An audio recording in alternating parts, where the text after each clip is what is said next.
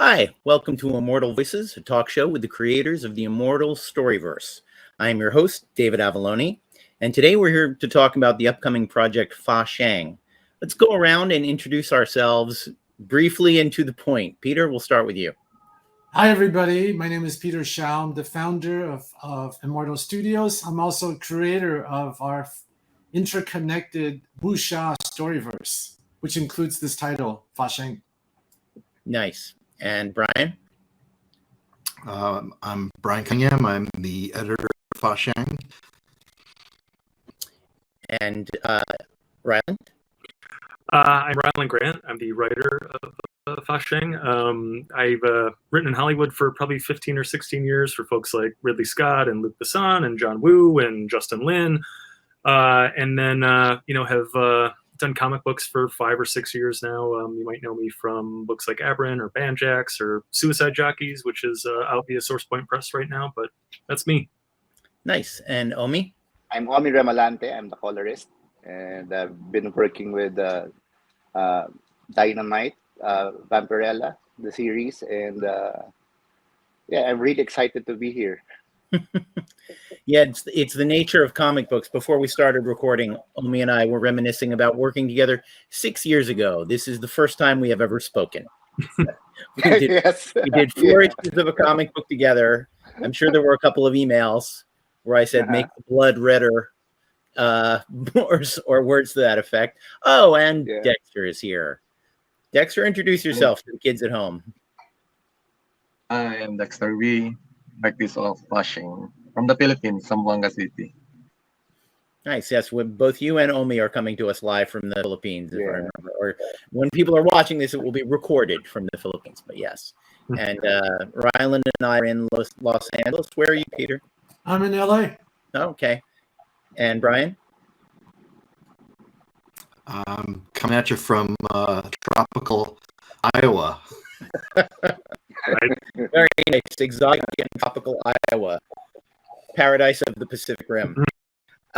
So let's start with Peter. You founded Immortal Studios, which is where Fa Sheng will be coming from. What was your mission when you started Immortal? I started actually my career working in politics and public service. So somebody with always this mission to serve the public, as large of a sliver of the public as I possibly can. And a light bulb went off in my head when I was about to run for office. I think I was 27 years old. I was ready to run for the state legislature here in California, and this light bulb went off, and it told me that the place that I should be in was storytelling. And that if you could actually have transformative stories, that was going to be far more productive to my goal, which is ultimately to serve the general public. So, and in really thinking about it, wuxia, the martial arts fantasy genre, it's something that I grew up with, something that I know very well, and has been deeply transformational for my own life. So, creating Immortal was like a natural byproduct of that decision I made to walk away from politics and go into the entertainment business. And then having, I think, launched 6 or 7 companies during that 20-year period that spanned financing movies, producing movies, digital content, technology, culture, the arts, including 5 years where I learned to meditate and practice the ancient ways of Shaolin. And Eastern metaphysics is really all of those things coming together to create what is now known as Immortal Studios. That's great. And how does Fa Sheng fit into that mission? Well, Fa Sheng is a really, really big part of those pillars. I spent several years as the global brand manager for the Shaolin Temple. So the Shaolin Temple is kind of where the myth of Kung Fu really started. So, and of course, we would start by focusing on this inextricable relationship between Shaolin and this martial arts fantasy genre we know, and in creating the story of the adept, where we got to meet this mysterious monk who kind of showed up in people's dreams, that we thought it was entirely appropriate to now dive into who this mysterious back figure of the adept was. And so the idea for that transpired in that because Fa Sheng has such a profound backstory that we could not cover it in the Adept. And then it was a matter of then observing Ryland Grant from afar and then becoming closer to him and getting to know him. And then my mind was blown when I learned that we're dealing with an ordained Zen monk. And by the way, Zen in Chinese, Zen actually started in the Shaolin Temple. Of course, back then it was known as Chan Buddhism. So when Chan Buddhism went to Japan, it became Zen. So it's actually kind of the same lineage. So and it became very, very clear to me that we needed to do a return to the founding ethos of Shaolin, and that Fa Sheng was going to be the character who's going to be able to do that. And I also injected a lot of my own family history into Fa Sheng. My grandfather hails from the Shandong province in northern China that is known to create bandits and warriors. And this is also the home of the Boxer Rebellion. This is also the where all the many of the outlaw heroes of Chinese history actually comes from this region where my grandfather's from. And so in choosing this historic backdrop, it was an ode to my family of origin, my grandfather's family of origin. And it's also the origin of a lot of these myths. And it just so happens that the Boxer Rebellion was a really, really momentous turn of events.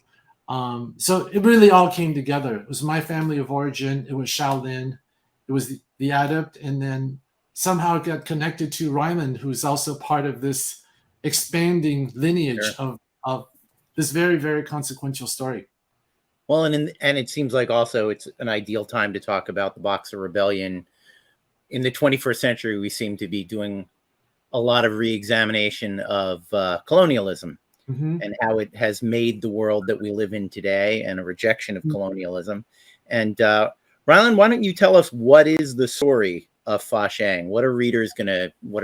Don't tell them too much, but what are readers gonna get? What should they look forward to? Yeah, well, as Peter indicated, I mean, this is the origin story of the Fa Sheng character, who was sort of the Obi-Wan Kenobi figure from the Adept, the first Immortal Studios book. So issues 1 and 2, they do take place during the Boxer Uprising in China, right around 1900.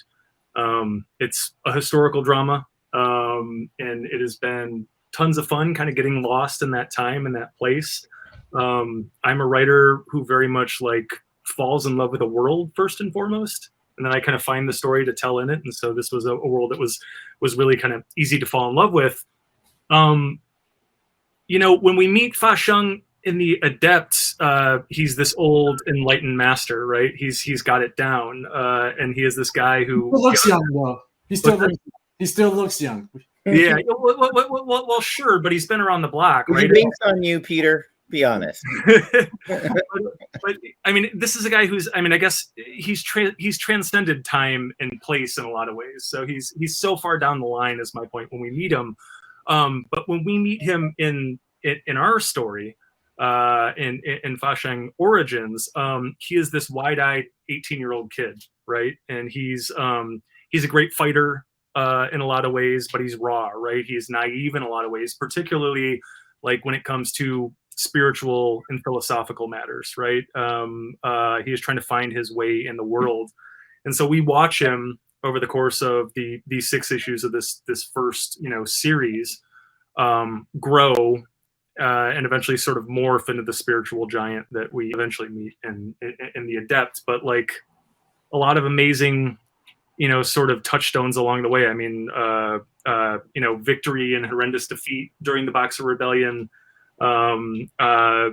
Peter was already kind of talking about this sort of, but he spends a few years rebuilding himself afterwards at the Shaolin Temple, and then watches it get, as it gets burned to the ground during the Warlord era.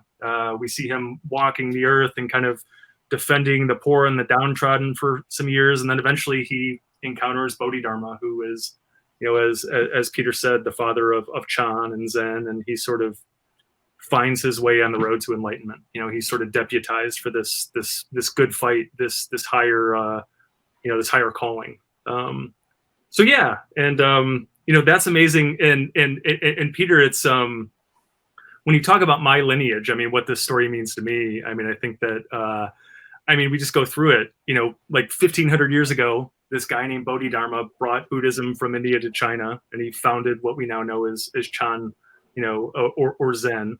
And he starts training monks at the Shaolin Monastery, and that leads to the creation eventually of Shaolin Kung Fu. So point number 2, almost exactly 800 years ago, a man named Eihei Dogen, he's very unsatisfied with the Buddhism he's encountering in Japan. He undergoes this sort of really perilous, dangerous journey across the East China Sea to study Chan Buddhism. It's life or death, but he can't live without absorbing the knowledge that's being sort of dished out over in China. Eventually, he brings that back to Japan, and he founds the Soto School of Zen. Right. So point 3, about 30 years ago, an ornery punk rocker named Brad Warner leaves Akron, Ohio to study Zen in Japan. And Warner is eventually ordained as a Soto Zen Buddhist monk at Eheiji, which is the temple that Dogen founded when he came back from China. And then about 10 years ago, Brad Warner ordains me at the Mount Baldy Zen Center. Actually, I'm going to rip this off the wall, my ordination certificate, with my Dharma name, Rairenda Barrage of Thunder. So anyway, what does Ice Lotus have to do with your tradition? What's that now? Ice Lotus. Ice Lotus. Is there those are the kanji characters on the upper right hand corner. Oh, anyways, I'm just curious. Yeah. we can maybe talk about it on off camera, but basically what I was saying is that as Peter sort of insinuated, I mean, it was why this meant so much to me, is that I can trace my lineage back, specific person by specific person, directly back to Bodhidharma. And Bodhidharma ends up being this kind of featured character in this. He is Fa Sheng's teacher in more ways than one. And so I am kind of going back and exploring carefully a link in that chain. And there's a way to look at it where, like, Fa Sheng and I had the same teacher. We are Dharma brothers. We are branches on the same, lineage tree. It's so it was, when Peter and I had been looking for a project to do for a very long time, and it had to be the right one for any number of reasons. And Peter kind of popped up one day and he's like, I have it. And when he showed it to me, I saw it immediately. It was like, yeah, this is the one. Like, we both have something very important to say with this. And so the Obi-Wan Kenobi comparison actually seems pretty apt as a cultural touchstone goes. But I want to point out, did you all notice when Ryland said in this first series? So, he's already, we're campaigning for that second Fa Sheng series coming someday. But Dexter, I wanted to ask you about your connection to this material and about creating this world, and how much research do you do, and what's it like to have to create a world that's going to be very alien to a lot of the people that read it? So most of the world and the research is done by Rylan. So thank you, Rylan. Well, Fa Sheng reminds me of the movies that I used to watch before. When I read the script, it brought me back to my childhood when I was watching Shaolin Temple, the young Jet Li. And regarding the Boxer Rebellion, again, I remember that story when in the 90s when Once Upon a Time in China Part 2 was released. So they tackled Boxer Rebellion. I grew up watching also martial arts, my father. So that kind of gave me an idea of how to approach it. So actually, this is my first time to really draw wushu comics. So it's kind of challenging. It's different, and I'm trying to find new ways of drawing it. So what I do is I use brush instead of just multi-liner technical pen to give it some organic touch, and use a little wash. That it's kind it's fun, it's challenging, and it's really can I say? I'm looking for that word. So there,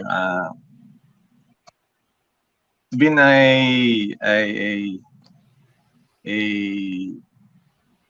um, can't find the word. uh, okay. Vibe. Yeah, What'd you say, Peter? I said vibe. yes, Finding it's the fun. vibe It's fun. of Fa Sheng? Yes, it's fun. Drawing Fa Sheng is fun. Actually, at first, when I read it, I had that picture of because I'm a big fan of Avatar, that animated series. So I was thinking of Fa Sheng like that. And the Rylan said Fa Sheng should be a teenager, should be like an 18 years old. So it, I changed the look because I thought he was a young boy. And then after reading that, oh, he's a teenager. So we need to change the features of it. Nice. And Brian, I want to ask about how you got involved here and what why you wanted to do this and why you want to do this now. Well, I think it's a fascinating part of history. I'm a big history buff, and I confess to not knowing a lot of the details and intricacies during the Boxer Rebellion. I learned a little bit about it in school, but I really took to this very personal take on what was happening in China during this period, and I I really connected as a reader, just as a purely from a reader standpoint. I connected with Fa Sheng tremendously and his journey, where so many things are thrown at him and challenge his values, and every time he gets knocked down, he gets back up, and that type of personality, it's hard not to want to root for that kind of character. So Sure. it's and this entire and Fa Sheng's connection to the greater immortal storyverse, as we're calling it, is also interesting because he has touchstones to the Adept, which is another one of our series. And I'm interested in exploring Fa Sheng's possible connections to some of our other characters. So there's a lot of material here and a lot of ways we can mine some really cool storytelling with this character. That's great. And I wanted to ask Omi about, similar question about the creating a world and how much of it is, it's not like there are color photographs from the Boxer period, particularly you're probably dealing with paintings and woodcuts and guessing at the rest. But how much freedom did you have, and how much do you really need to dig into research to get the color? Yeah, well, when I was emailed by Brian, I was really surprised to get this project because it was my first time working with Rayland and Brian and Dexter and Peter. Then I, Brian told me that I'll be working with Fa Sheng. So what is the project about? So it was about the Master Rebellion, and honestly, I don't know anything about it. I'm really sorry, but I don't know anything about it. So it's a good thing. There's research went online and researched the Boxer Rebellion, and there were really few references, colored references, um, and I saw the artwork of Dexter, which reminded me of the Hong Kong comic books in the street where they sell comic books, and I'm a big fan of the Chinese illustrations, comic books, and from there I visualized what style I'll be using. So in this comic book project, I was really proud, and I'm really happy that Brian and Peter and Rayland really, and especially Dexter, loved my style, my coloring style here. Um, I used like a watercolor effect, Mm. a real. I want to make the readers feel that this was an old story. It happened in the olden days. So once you open the comic book, it will like transform you to that era where it was. I really wanted to show the fear and the what's happening in the environment that time, and especially the the part where some enlightenment. It's what I should call it. What happened to Fa Sheng. And yeah, like Dexter said earlier, I was also visualizing the comic book as the Shaolin and Kung Fu movies I watched when I was a kid. So like yeah, like there's a part there that was really a Jet Li so boxing style, and I was wow, I really love this, and I wanna highlight it. I wanna highlight that moment. So yeah, and then Brian approved it, and wow, thank you so much, Brian, for helping me out. And, God, man, I'm really excited about this project, and thank you for having me here. I'm I'm really blessed to be in this project with you guys. That's great. I mean, that's how you want to feel about what you work on. Obviously, for the people that aren't familiar with the line, uh, is this is a prequel to The Adept, right? Yeah. And where are you at with the publication of The Adept right now? How many issues are there? What's been released? Just for the novices that will wander in and this is their first thing they've ever heard about Immortal. I'll throw that to Brian. Well, the Adept number 1 is out, and the Adept number 2, our Kickstarter, just recently closed, so it will be available soon. And we also have another third series, which here writes with the Chronicles of the Immortal Swordsman. So I mean, we're building this shared universe, and hopefully with Fa Sheng, you can, if you're familiar with the Adept, you see another side to this character, and if you're not, you don't really need to know anything about the Adept, but it might lead you back to seeing, what this character is like, 100 years later. Right. Ryland, do you ever think about what's been told in the Adept, and think about what information someone who's read the Adept is bringing to Fa Sheng? Because you have to you don't want it only to be enjoyed by people who have read the Adept. Yeah. Someone has to be able to come to it fresh. So what's that balancing act like of, using what you know from the Adept, but also creating something that stands on its own? Yeah, well, I mean, I think there's there's a joy in seeing how the sausage got made. I mean, really, this is an exercise of how people change over time, right? And how the experience, our experience shapes us, how tragedies in particular shape us, how challenges shape us.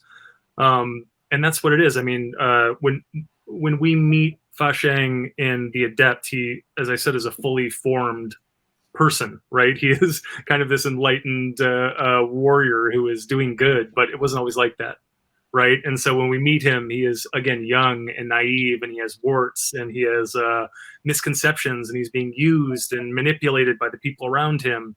And it's a matter of, you don't know the stove is hot. Somebody can tell you that the stove is hot, but you don't really understand what that means until you touch it once, right? And hopefully you never touch it again. But we are seeing Fa Sheng get burned over the course of his life and get shaped and become stronger and wiser and less vulnerable to being manipulated or coerced. And he's he's trying on this costume and it doesn't quite fit, and so he tries this one on and it doesn't quite fit, and eventually he finds where he's supposed to be, and he finds his ideals and his philosophy and what he values in life. And I mean, I'm sitting here and I think about where I was when I was 19 and how far I've come, right? I have a 5-year-old daughter, and I think about the person she's going to grow up to be and what she's going to have to go through in order to do that. And so this is really an exercise in that. Again, how do people change over time? And that's just fascinating. And that's the beauty of this story.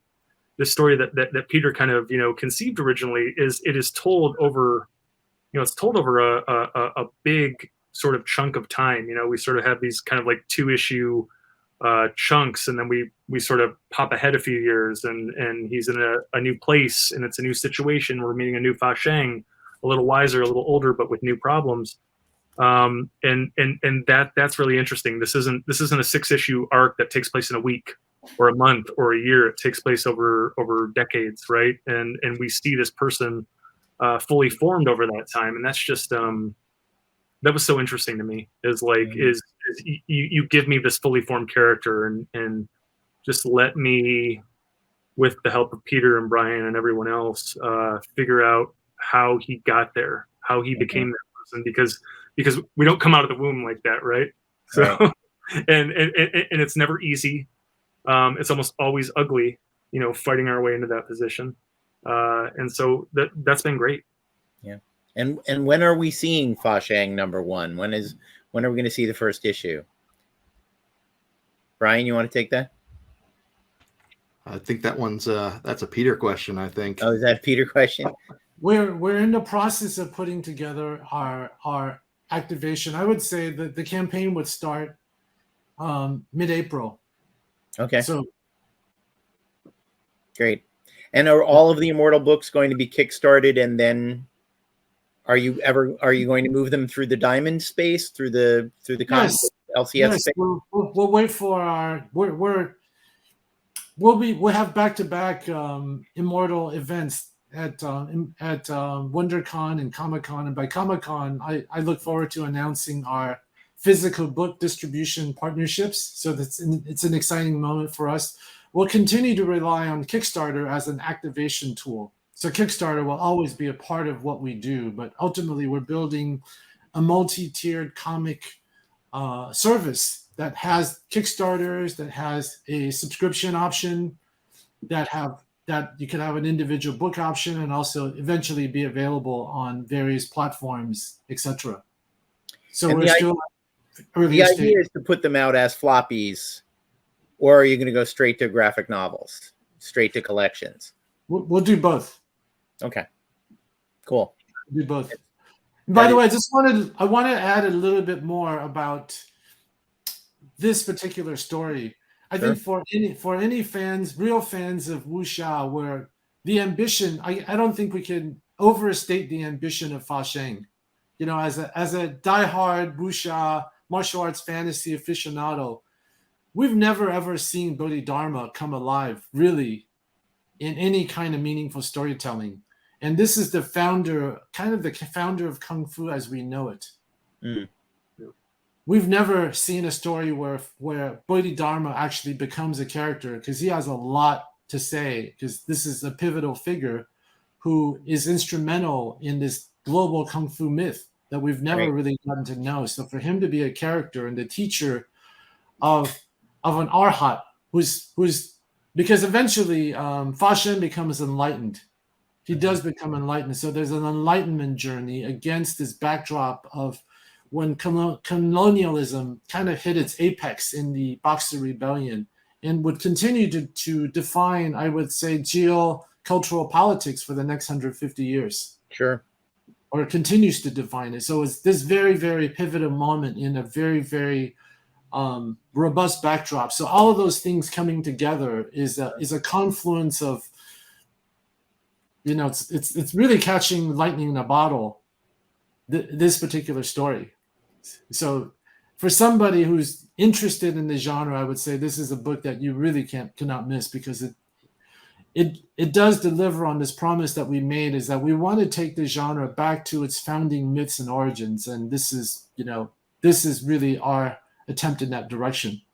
Yeah, I feel like we've written three very grand, amazing wuxia movies starring the same character, and it's a progression, of course, but that's what it feels like, is we have this very grand story starring this character at the beginning, set against the backdrop of the Boxer Rebellion. It's a personal story, of course, but we have these massive battles, and we have this political unrest, and we're seeing how it's actually affecting the people in China and all of these things. And then our second movie we move on to, we have the ransacking of the second movie, but which is great too. Yeah. But it's a movie. These are movies. And by the way, we're also in the movie business, so yes. But this ransacking of a Shaolin temple, during the warlord era, and all that comes with that. It's a different set of politics. It's a different way that the people of China are being affected. It's a different Fa Sheng learning new lessons, and then in the end we have this kind of classic wuxia story where it's this sort of common man with these great powers inside of him who is awoken and has to go on a kind of more traditional I'm going to sort of unseat the bad guy in this town and sort of free these people and then move on, and there's this amazing through line, like you said, of just kind of one man coming of age, but then becoming enlightened slowly but surely, and it's not the bucket of water story. And in Soto Zen, we have this metaphor that gets used where a lot of people think that enlightenment is going to be like getting hit, in the face with a bucket of water, but that's not really how it is. It's, true enlightenment comes very slowly over time. It's like walking through fog, and you're getting wet slowly but surely as you're walking through the fog, and then at some point you kind of look down and you're soaked and you don't know how it happened, and that's really what it is. I mean, there are these rapid Kensho moments where he gets punched in the face with some insight, but those are fleeting. But we are watching over the course of 6 issues and kind of 3 very different but very interconnected stories, this man slowly but surely become an arhat, and that's amazing to me. That was a lot of fun to tell. Ryland, you mentioned the epic nature of the book, and it does have a lot of Lord of the Rings kind of moments, and poor Dexter and Omi have to draw the cast of thousands. Like, I mean, Dexter, you just sent in layouts today of the entire German army. So it's just this massive crowd of just a ton of characters, and definitely Dexter and Omi are bringing it in terms of making sure the scope and the vastness and the epic quality of this historical event is really shown on the page. They absolutely are. And when I saw Dexter's drawings come in for the first time, first of all, Ryland was really awesome to champion Dexter and really told us a lot about him. And when I saw what Dexter did and had a brief conversation about his kind of true north and talking about Once Upon a Time in China, his relationship to that particular body of work, I was like, absolutely. He totally got it. He nailed it. And he brought it, and Omi included, you guys brought a lot of authenticity to it. And I think for the average person in Western comics, you haven't seen these characters before. You haven't seen these images before. And these guys really brought it. Thank you. It's such a great thing to be able to do. I mean, Peter, I had a very similar evolution to you. I was never full-time in politics, but I've been an activist most of my life. My mother was an activist, and some part of me is a frustrated history professor, and I have written a lot of comic books that take place in other periods, because I can tell more people about the rise of fascism in the 1930s in a shadow comic book than I can standing in a classroom with 100 kids. I may give those 100 kids a great education, but if I can slip it into something entertaining, even better. I also want to say, as an aside, to any comic book writer listening, you will notice Ryland didn't say the most obnoxious thing that all comic book writers say, which is, I have an unlimited budget. Dexter's hand is not an unlimited budget. Someone, yeah, you can write any scene that you want, but someone has to draw your crowd of 10,000 German soldiers, and that person is working very hard, and you should acknowledge them and not wave them away as, oh, I can order up anything. After you make the guy draw the 10,000 German soldiers, you have to give him a couple of pages of two people just talking. Would be really nice. But all jokes about that aside, Dexter, I assume it's been a challenging thing. Has the historical nature been challenging, and also it's a very specific thing, and you're showing it to an audience of people who think they're experts, drawing martial arts, drawing wuxia. Has that been a real challenge, and have you had a lot of help with that? I had a help with Brian and Rylan. So what I do is I do search over the net regarding action scenes. But for issue 1, there's not much of a complicated martial arts action scene. So it was okay. It was not really that hard. I would like to thank the two guys for helping me out. Yeah, that's another lesson for any comic book writers listening. Do the research for the artist. help them out. You know what you meant. Show them what you meant. Show them a picture of what you meant. They will be forever in your debt and very happy about it. We're turning this into How to Write Comics 101 just for laughs. So I'm curious about how the rollout goes between Adept and Fa Sheng. How many issues of Fa Sheng will be out for people, or I should say, how many issues of the Adept will people have been able to have read before they read the first issue of Fa Sheng? They will have had 2 issues, but we do super big issues. So our issues are 44 pages. So for all intents and purposes, 4 issues of the Adept before they'll sink their teeth into Fa Sheng. And by the way, we have created a 4-pillar approach to unpacking the wuxia genre. So the pillar that Fa Sheng belongs to is its own pillar. So it does exist outside of whatever happens with the Adept. Mm-hmm.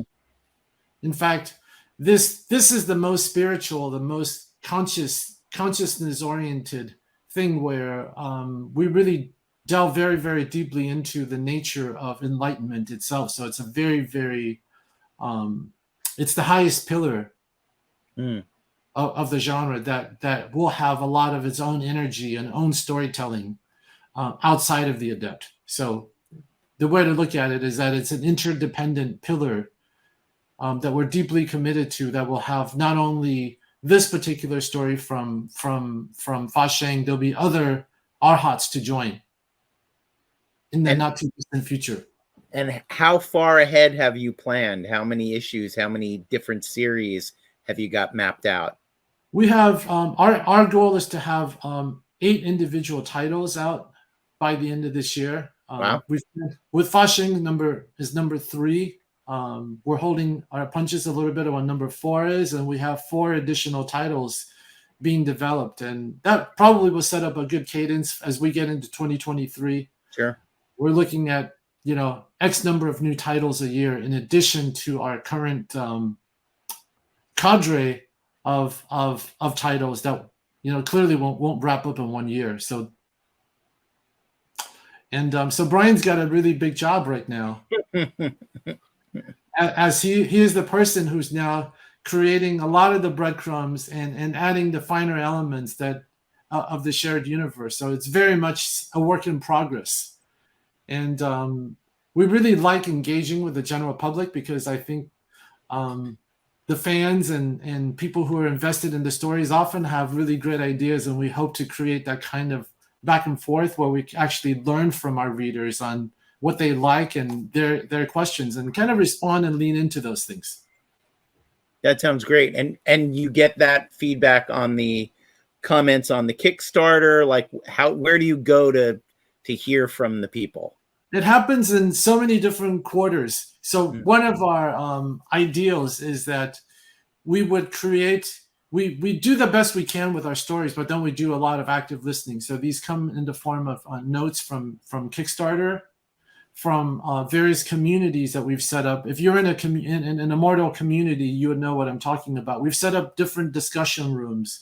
We've also set up statistically significant cohorts who are kind of giving us deep dives into into comments. And with the reopening, we're about to go to the various cons, so we would like to hear from our fans directly.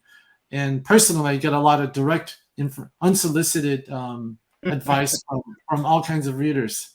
Sure. Where is a doorway into these Immortal groups? If people wanted to find them, we're not going to say it openly. If you find yourself in front of that opening, then consider yourself formally invited at that point. The doors of perception and all that. You got to find them to walk through them, is the saying. That's right. You wait outside for a couple of weeks, and eventually somebody will let you in. Right? Well, we should probably wrap up, but thank you so much, everyone, for talking about Fa Sheng. It sounds like an incredibly exciting project and something, all of the best things: entertainment, learning, and enlightenment, all in one package is always a beautiful, beautiful thing. Ryland, you have any final thoughts for the kids? No, I mean, not so much. You're going to love this book. It was so much fun to write and to conceive with Peter and Brian, and Dexter and Omi are knocking it out of the park. The art looks great. It is grand. It is meaningful. It is affecting. It's everything that you want out of a comic book, but just out of your entertainment in general. And it'll get you thinking, start asking big questions about yourself, about your own life, all of that stuff. So yeah, check it out. Please do. Yeah, and ultimately, if you're not doing that with your art, what are you even doing? If you're going to spend the time to make it, it might as well be about something. Right. It is so hard to get one of these things across the finish line. And you will have someone's attention for 15 minutes, 20 minutes, who knows, hours maybe, if they're rereading it over and over again. And you better give them something, entertainment is great. People need to be entertained, but why not do more? Yeah, that's a good thought. Brian, what are your hopes for the future of Fa Sheng in the Immortal universe? Well, there's certainly more story to be told. The Fa Sheng's journey doesn't necessarily end with this story. So, I mean, there's plenty of opportunity to do more with this character, in addition to his appearances in The Adept. So, he's a very layered and nuanced character. So there's a lot of exploration that could still be done. That's great. Omi, what have you gotten out of the experience of working on this? Well, I'm really excited, and I learned about the Boxer Rebellion and everything, and the story, and how I really need to, like Brian said, this has to be close to accurate.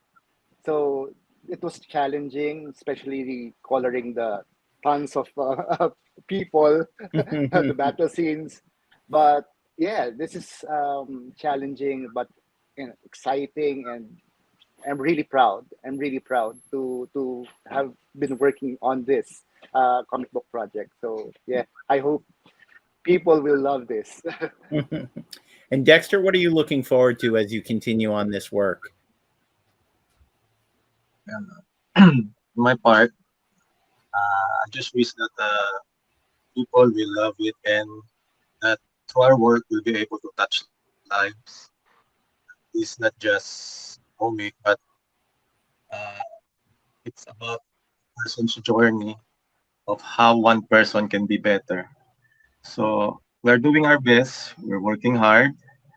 Drawing is not it's not a walk. It's not a walk in the park. It's not easy. So it takes mental, physical energy, to produce a page. So I hope people will appreciate the work that we have. It's been a fulfilling journey, and I love every moment of it. I'm very grateful, and I appreciate uh, uh, the trust that Peter, Rylan, and Brian gave me to do this work. So I hope people will be able to embrace the story and join us and follow Fa Sheng on his further adventures. That's great, Dexter. Thank you. And Peter, Brian, Ryland, Omi, Dexter, thank you so much for joining us and for telling us about Fa Sheng and what's coming up in the Immortal universe.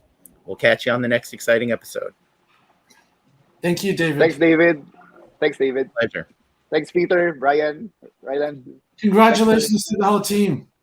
Really, this is a very, very passion and consequential and ambitious project. And just so proud of what these guys have done with it. Great thought, Peter. Thank you.